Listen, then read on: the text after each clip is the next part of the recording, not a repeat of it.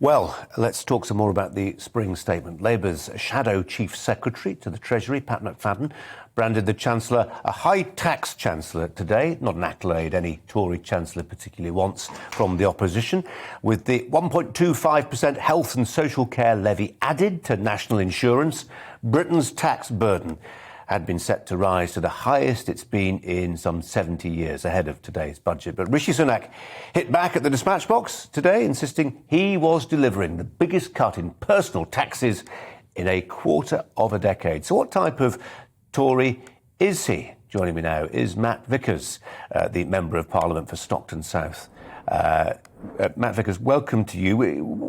It was well received in the chamber. It goes without saying, I'm sure you were one of those, if you had an order paper, you'd have been waving it. But what particularly caught your ear? Well, let me stop you first. Great to see you. But it wasn't just the biggest tax cut in the quarter of a decade. The biggest tax cut in a personal tax cut in a quarter of a century. Lots caught my eye. Wanted to see. Sorry, Matt, I was going to say, but it's not happening till 2024, the income tax part of it. The income tax aspect of it, no, but we've got plenty more than that on the way pretty quickly. Whether that be, in fact, we had all this discussion about the NICs, the national insurance contributions and the changes there. Actually, what it's done today has meant that 70% of the people who are going to be, who are going to pay that national insurance contribution are actually getting a tax cut. They're going to be £330 better off. Helping them pay those electricity bills. We're seeing the cut in fuel duty that's helping people out there. Good news today, good news. But you know what? All in the context of the financial situation in which the country finds itself. We've been through that pandemic. We paid out £400 billion supporting people, keeping 13.5 million people in jobs. We need to keep the books balanced. We need to, pay down some of that debt, keep things in order. And today I think it was a sensible, secure sort of position for people, that we're helping people through these tough times that are ahead as a result of the... Matt, because as the MP for Stockton South, I'm just going to take a little walk down memory lane with you to my first newspaper, the Darlington and Stockton Times, which gives me a little bit of an insight into your constituency. And, there are parts of your constituency, you're on the borders of it, places like Yarm, very well heeled, quite affluent. There are parts of Stockton rather less so. What do you say to those people who haven't got a lot of lolly, who were hoping today that maybe given the fact that the cap on fuel bills will be lifted next month and we're getting fuel bills into the thousands, those people, the poorer folk in your constituency, were maybe hoping the Chancellor could see his way perhaps to increasing universal credit just a tad? Well, we're seeing what is about to kick in is this taper rate, the changes to taper rate in universal credit, which means those people who are in work but on the lowest incomes and need that universal credit support will be better off, and actually it's the equivalent of an extra £1,000 in their pocket. So that's good news for them, but actually all those people on lower incomes are going to benefit from all the other things that we talked about today as well. But my point is, and I mean this becomes a sort of point of political ideology, you'll be better off if you're working. You'll benefit from the fact that you don't get taxed, or in national insurance contributions up to £12,500, I think it's fractionally higher the figure, but you've got to be working to benefit from that.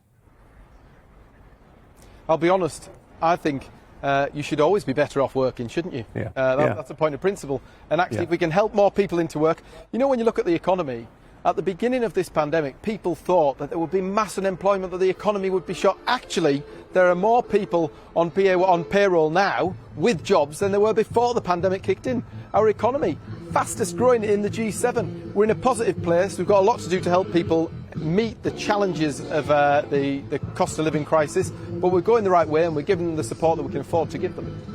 Matt Vickers, let's just take this off in a slightly different direction.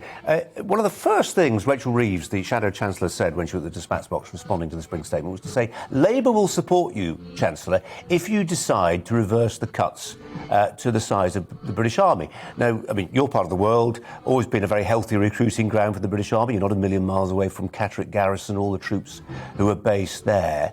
It does seem an odd state of affairs, doesn't it, when you've got the Labour Party that's becoming the party to demanding extra spending on Britain's armed forces. That feels like an inversion of the natural order of things.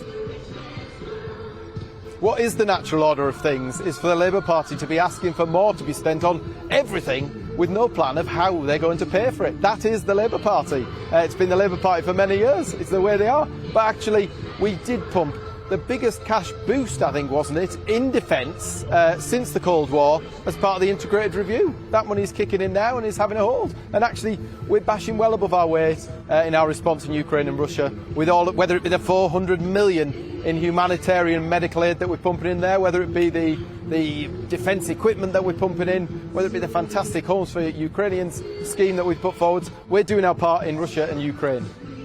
Matt Vickers, very good to talk to you. We'll go and have a word with whoever's playing that hi-fi at very high volume, but appreciate your time. Thanks very much indeed. Andrew Pearce is alongside me. Quite chipper. Very, yeah. And he's classic. He's the Red Wall. They've been getting very anxious, very nervous. They're obviously worrying about their seats. There have been polls suggesting that the Tories could lose all those gains that they made at the last election. Far too early to say that, because the next election's not for another year or so, 2 years. I still think there's a possibility we could have a general election next year. Wow. Because the economy will still be growing quite quickly. The growth will, according to those estimates today from the Chancellor, will be falling off the following year. Unemployment will be still falling. He could easily do it. And if he brings in that 1p tax cut next year... What did you think of what Matt Vickers said there in answer to the question? What about those people on universal credit? What about the poor folk who are struggling with inflation today, announced at 6.2%, who've got benefits that are linked to inflation to some degree, but only at certain times of the year, whose actual income is going backwards? And he says, well, I'm a Tory. You need to be working. Well, that's the argument, isn't it? The Tories are going to get a job. There are 1 million vacancies in the economy. Yeah. Andrew, for now, thanks very much.